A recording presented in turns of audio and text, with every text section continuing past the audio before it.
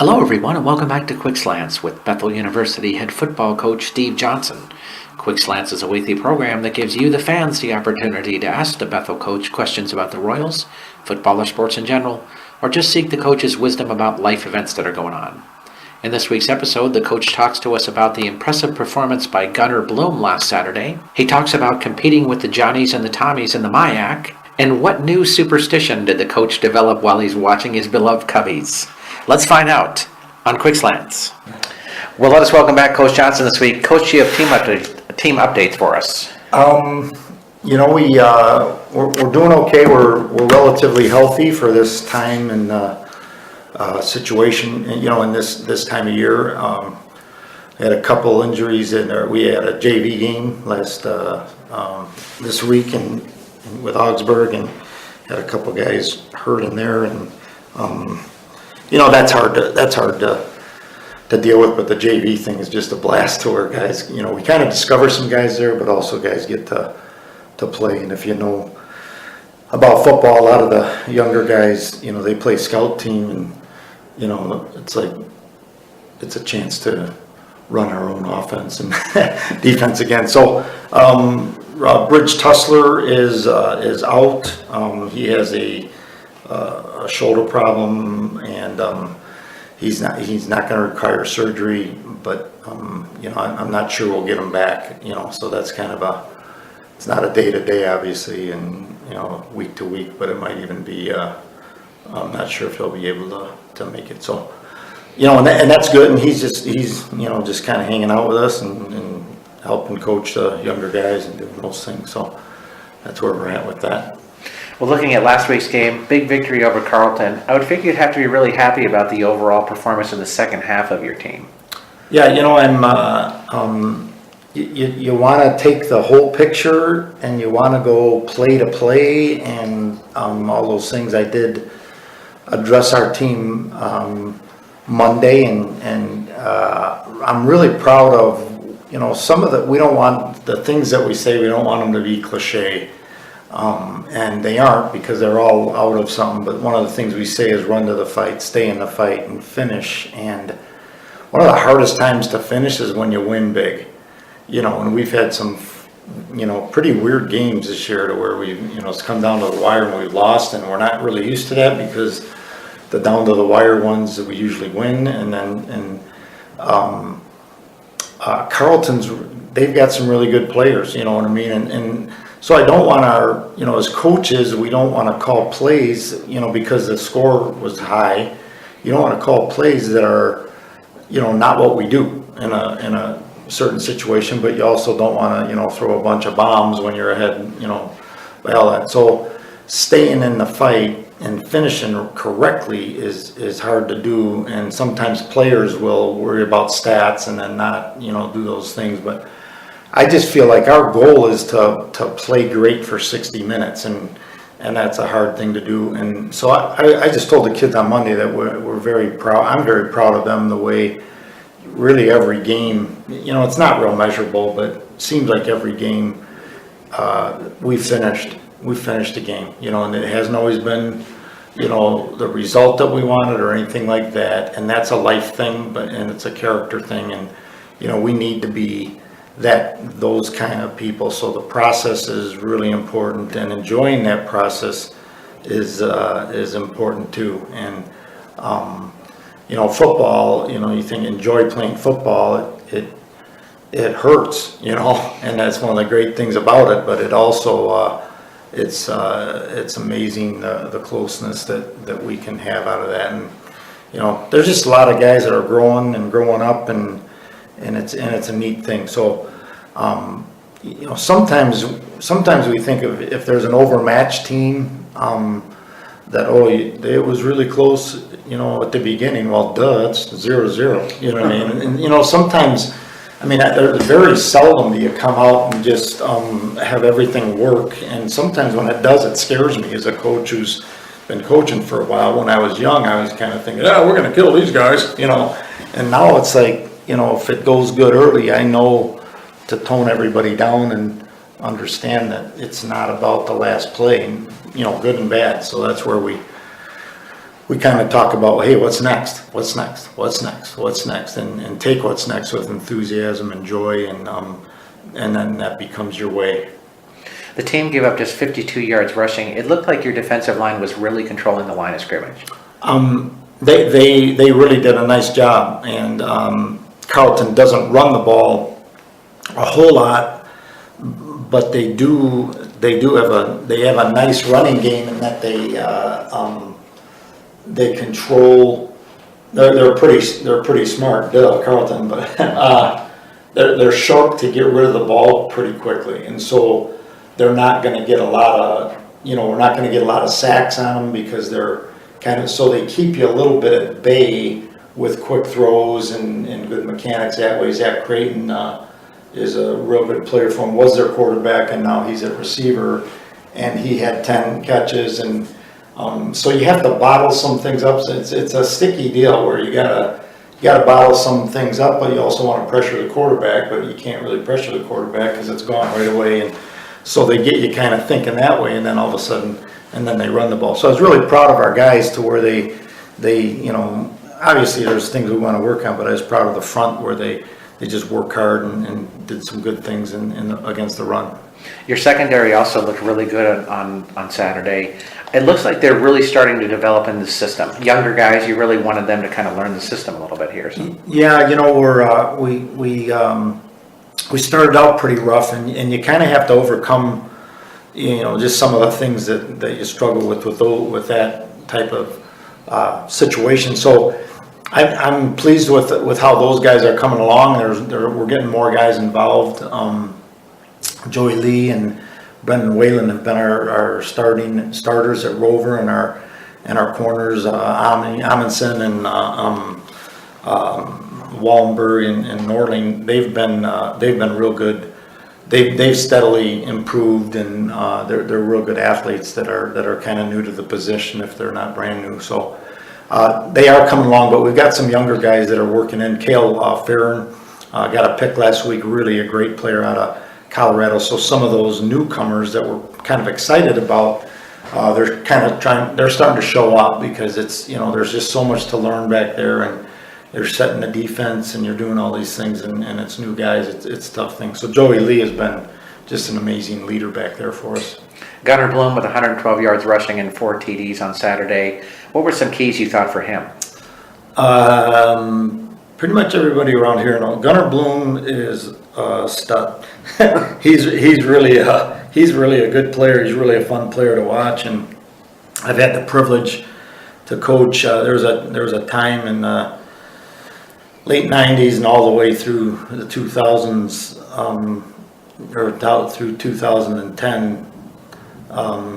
We had a guy named Mike Johnson at running back, and then we had Phil Porter, and you could think, boy, you could never have anybody better than Mike, and then Phil Porter came along, you never have anybody better than Phil and Mike, and then Logan Flannery came along, and holy cat. So we've had some great running backs, but Gunnar reminds me of those guys a little bit. Mikey was like super fast, and he was like electric to touch, so he was a little bit more of a bully over guy, but he had moves, but he didn't really need them.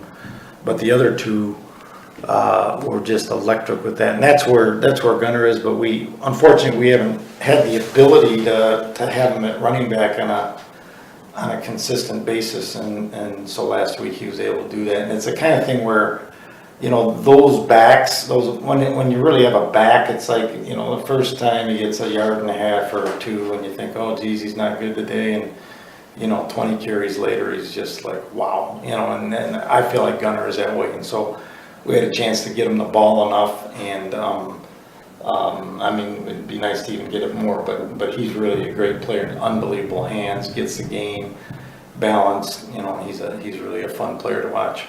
This weekend you take on Gustavus Adolphus. Now they've had some injuries at the quarterback position, so is it kind of hard to prepare for a team when you're not really sure which one of these three is going to get the start? It's harder to prepare for Gustavus when you know they have Hendricks, the guy they had for a few years. He was a heck of a player and really a neat kid, and so I would take right now I'd take anybody but him.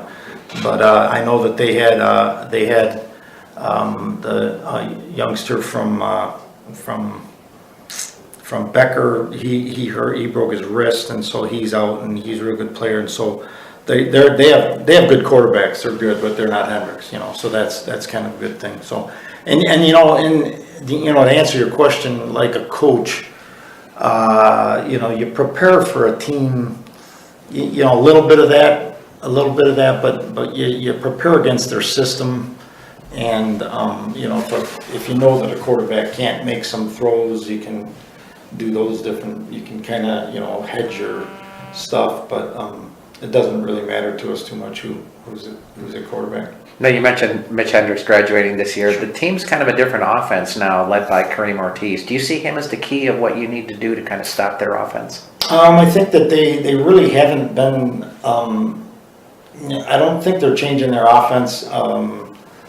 They had a guy named DeBose who's a great runner, and then Hendricks, kind of took over, and then it changed but it evolved toward his gifts. And then, but they have another back who's been injured, last year, the whole year, and then this year again, but he's going to be back this week, and his name's Martinez. He's twin brother, plays defense, and they're both terrific players from Kansas. And so, whereas I would say that Kareem is key, but also Martinez is. So I think that they're going to run the ball, but they still can throw it. With their quarterbacks are excellent, and they can flip it around, but they're really balanced, maybe a little more balanced than they were with Hendricks. And even with Hendricks, because they lost both of those guys last year, people don't know that they had some tough injuries in their backfield.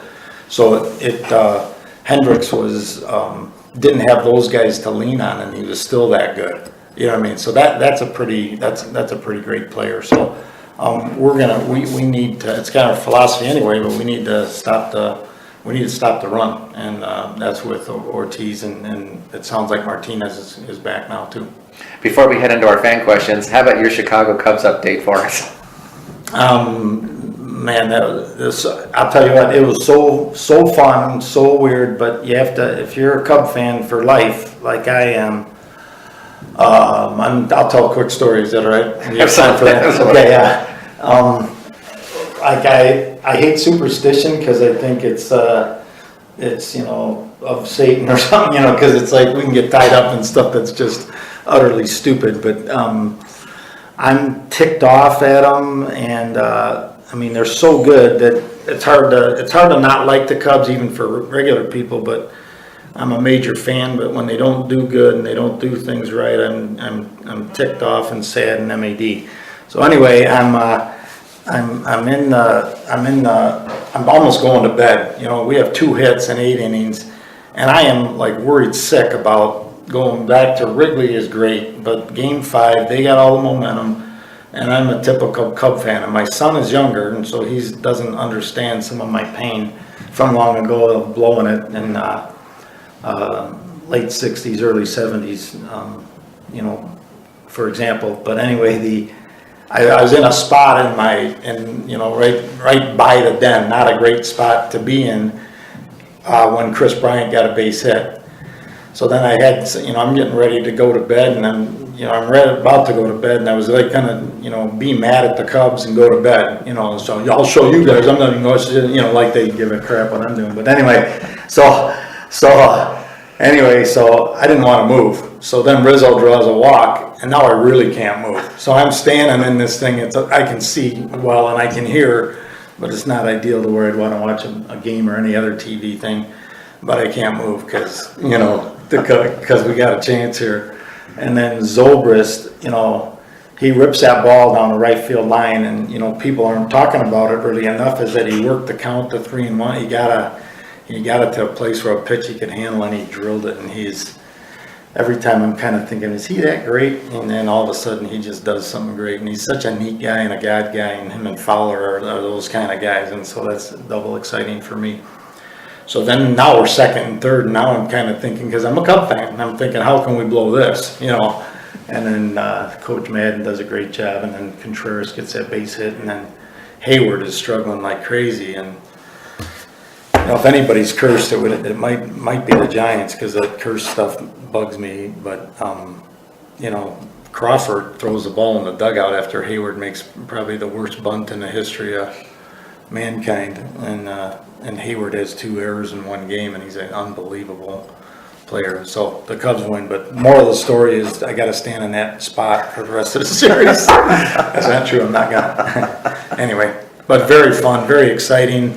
I know the city. I grew up in Wrigley Field, and just went every day just about, and it's different now. I know, but it's pretty fun for Cub fans. That's an awesome story. Well, let us head to our fan questions this week. Our first one is, Coach, first of all, Tom from Arden Hills, who says, Coach, is there an advantage to having one primary running back that you ride while the others just kind of fill in to give him a break? That's a good question, Tom. A long time ago when we were really kind of getting good, we've always had a really good running back or 2 here, and I kind of like having that horse, but if that's all you have, you're in trouble. Because when we had Mike Johnson, we had Scotty Kirkhoff, and Scotty Kirkhoff is the best, in my opinion, the best quarterback that's been in this league, and we had some receivers, so he had some help, but he was dynamic. Then we had Phil Portland, he was all we had. And it was like, I had a tough time. The bad part about what you're saying is, if all you have is a really good running back, they can key on him and da-da-da and all that stuff. But then the other thing, it's hard to call plays.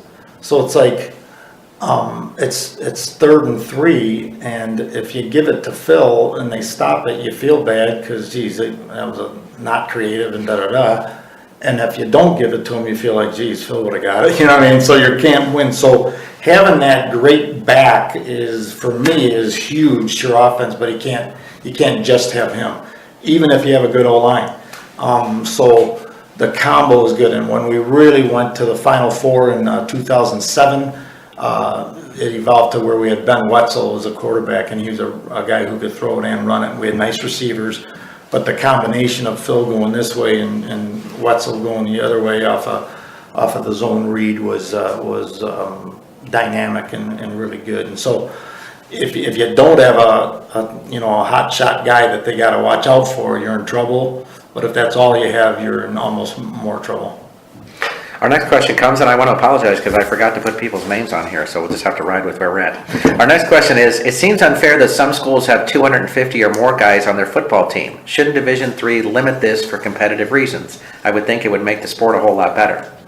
I don't know about the fairness issue, but a lot of times when a school has a whole bunch of guys on their team and on all their teams, there's kind of a admissions-based deal where administratively you're kind of tuition driven, and it's great to have people on your football team so they're not all I want people on the other teams to have too many guys, because our philosophy is that we want to have 4 deep. That's 88, and there's no such thing as just getting 88. They're all right, and so we like to stay around 107 to 95, or the other way around, 95 to 107, and it's kind of where we are all the time, and we usually graduate about 20 seniors.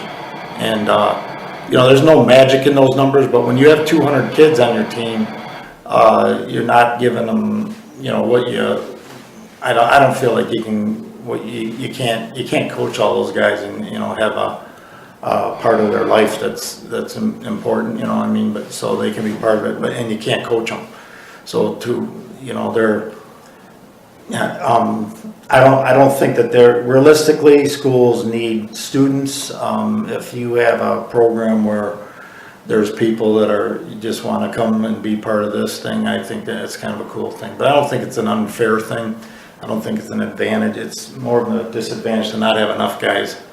But having too many can be a problem. I know that, but I don't think it should be dwindled down. So. Our next question is, with the Johnnies and Tommies getting these transfers, do you think that it will become much more difficult to compete in the MIAC? For 28 years, when I came here, I didn't think, if we could ever be 500, I thought there'd be a ticker tape parade. So I didn't really, I apologize for not being a very good competitor that way, but, we're kind of in it. I don't want to say this and just leave the other stuff, but we're in it to we want a bunch of guys love the Lord, love football, love each other, and grow as men together, and make a difference in each other's lives by giving our gifts away for free. And so that philosophy, and then all of a sudden we started getting good. So that's a big deal. So we get transfers, and I don't think a D1 transfer, maybe a D1 transfer didn't belong at D1, and maybe a D1 transfer,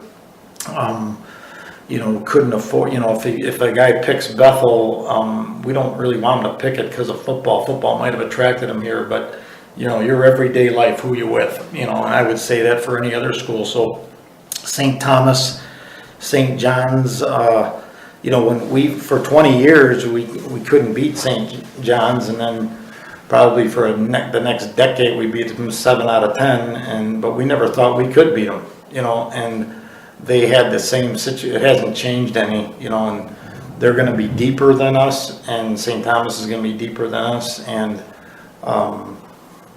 so we don't. Even now, I even said it last week to somebody that St. John's, when we were beating them, they probably had more players. They had more players and a deeper team, but the guys that were going out on the field, we feel like we can win every week, and we're going to compete that way. So I guess it doesn't matter. Everybody gets transfers. They're going to get more than other people, and they're going to go after those guys.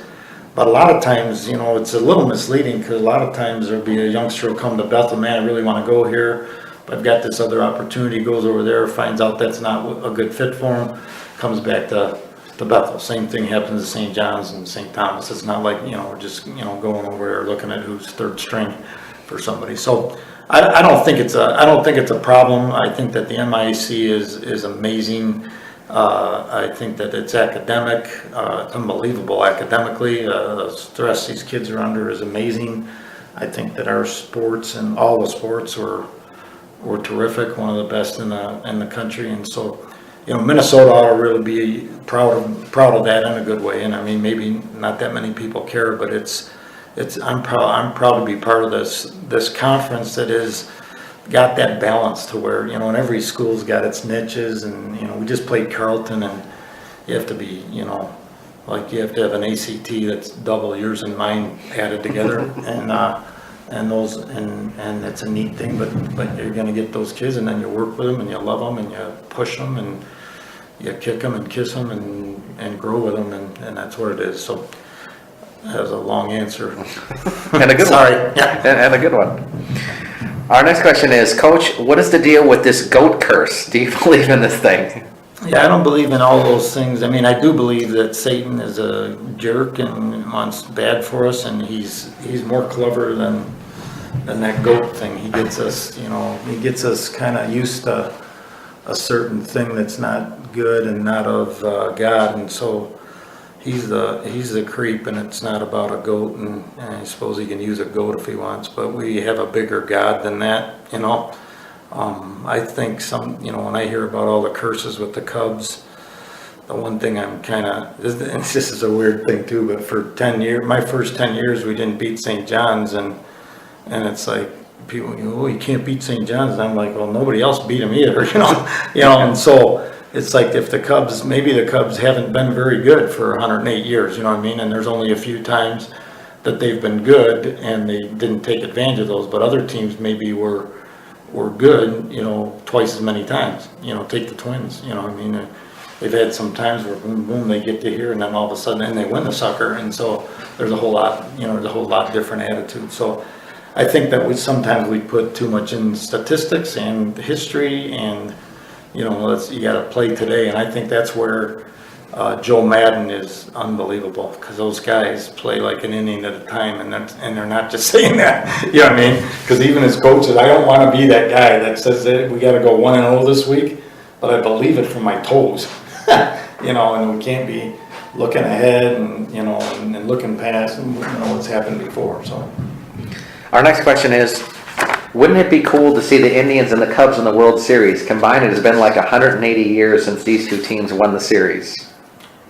That really would be cool. I'm good friends with Mike Prefer of the Vikings staff, and we're texting a little bit. And he's a big Cleveland fan. And when the Cavs won it, he was crying, and so I'm kind of pulling for that deal. The only problem is if Cleveland's in there, you know, like I like the Giants a lot, but the last week I couldn't stand them. You know, all of a sudden, you know what I mean? And so I'm a little bit worried that I might have to, you know, not like Mikey for a week and a half if they get in, but that would be kind of a neat thing. And, you know, I will probably pull with the Jays, and if I didn't care, I'd pull for Cleveland. But I'm going to have to look at it and see who's easier for the Cubs to beat. That's the best choice for Yeah. sure. Our next question is, be honest, Coach, were you worried about what a Game 5 is going to look like when the Cubs were trailing 5-2 heading into the ninth? Okay, you don't need to say be honest, Coach. I usually am, or I'd say if I'm not, probably. But I was trying not to throw up. And I already told the story. I was standing in my lucky spot that I didn't even know was a lucky spot. So. Our next question is, we know you love Tebow, but how do you feel about him being a Met? Tebow is, I think that Tebow is an unabashed guy that, you know, he's a nice guy. I don't know. I love Tebow. I enjoy the man that he is, and he's really blatant about being nice, and he's a horse. You know what I mean? If he wasn't a stud athlete and didn't do all that stuff, I think people would think he's a weenie, and maybe people do think he is anyway, but I really, to criticize somebody who just seems to be so kind and so competitive in a good way, is bad. So that goes to the love of him, and I don't, you know, I mean, the guy should be able to do what he wants to do. I mean, he wants to pursue this thing, and if the Mets give him a chance, I think it's kind of cool. I mean, I don't expect him to, you know, become the next Javier Baez. Next up we have, give us your Stanley Cup predictions. That's a tough one. Just started last night, and my boys got whipped, and I'm a little worried about them. You know what I mean? If people have kind of caught up. I got to call into my son, who takes me off the ledge. I know I'm supposed to be the mature one, but you know, they're fun to watch still. But boy, they're not putting it in the net, and they're you know, it was a 3-2 game, and then it got away at the end. But they really had some chances, but they're gonna have to put the puck in the net, and you know, I think they've got some pressure on them, and they got the window of Taves and Kane and, you know, Panarin, and so I think they got some work to do. So that's your Western Conference team, then, I would figure. Oh yeah, well, that's my only team. That's the only team that matters, all right. Yeah, I like the Wild, and I'm excited about Coach Boudreau. I think they're going to be good. You know, so if it's not the Hawks, it's the Wild, and other than that, I'm an original six guy because I'm old enough, and so I just I can't stand the Canadians, or the original six. I can't stand them. So anyway. And for ending out the show this week, what are we praising the Lord about and saying hallelujah anyhow to? Well, you know, it's a beautiful day today, and God is good, and He's good when things are going bad, and He's good when things aren't going good, when things are going great, and just happy to, you know, I have a job that is amazing, and I get to be with people that I love and care about and help them grow, and they do the same for me, and so that's the praise Him, and that's kind of the hallelujah anyway. I'd like to be 6-0. Awesome. Thanks for joining us this week, Coach. All right, thank you, buddy. We want to thank Coach Johnson for joining us on Quick Slants this week. If you have your own questions you'd like to ask the Royals coach, please send them to us at stevejohnson@minorleaguesportsreport.com. That's stevejohnson@minorleaguesportsreport.com. Please have your questions to us by Wednesday evening so we can give the coach a little time to review them before we record the show. I'm Rob Pannier, the managing editor of the Minor League Sports Report.